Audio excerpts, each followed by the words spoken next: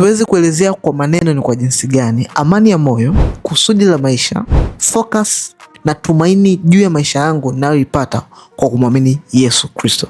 Kwa sababu kwenye maisha yangu mimi kama Michael ni mtoto wa kiume, nimezaliwa kwenye familia maskini.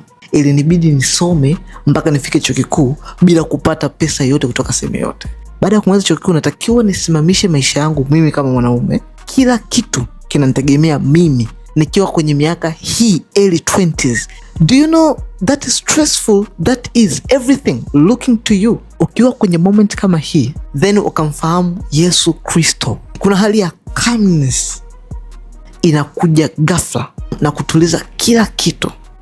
Kwa sababu at this confusion, hapa ndo watu ambapo sasa inabidi wawe walevi, wavute bangi, watumie madawa kulevya, waende wakajichanganya, watafute makundi.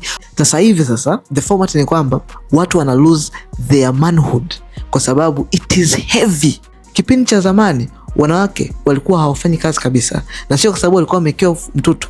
They were happy in kitchen at home kwa sababu walikuwa wanapata kila kitu. Right now the confusion at this moment, na kwa sababu ya social media and everything, you see kila kitu kina melemeta, and this age you don't know what to do exactly. Kufikia pale you wish to something to happen quick. This moment people lose their manhood, wanapoteza, wanakuwa si wanaume tena. Kwa sababu gani?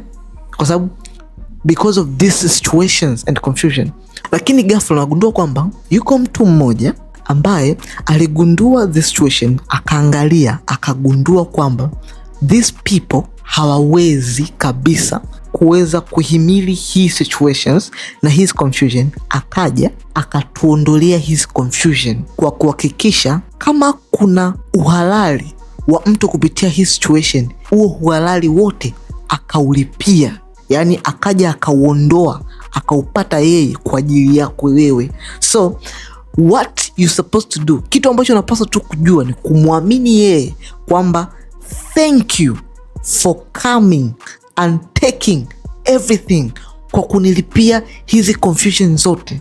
Then kwa kumwamini hivyo tu, yeye anakurahisishia mambo yako yote, yanakwenda kwenye mstari. Just that, kuelewa tu hivyo na kuamini moyoni mwako na kukiri kwa kinywa chako kwamba oh, everything is done for me, and suddenly everything goes. Can you really imagine that? Just for believing in Jesus Christ, it comes, it makes you to calm down, inafuta kila kitu.